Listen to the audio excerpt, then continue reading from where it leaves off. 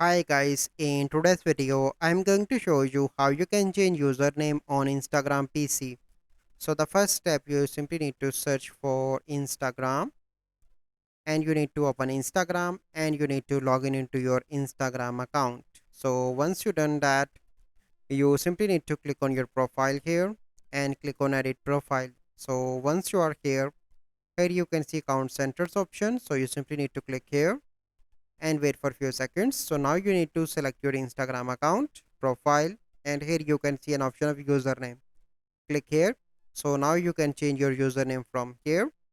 Okay, here you can see that changing your username will also change your Instagram account address, and then you need to click on done.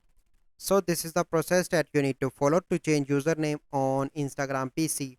So I hope you find this video helpful. If you find this video helpful, must like this video, subscribe to our YouTube channel for future videos. We'll see you in the next video. Thank you. Have a good day.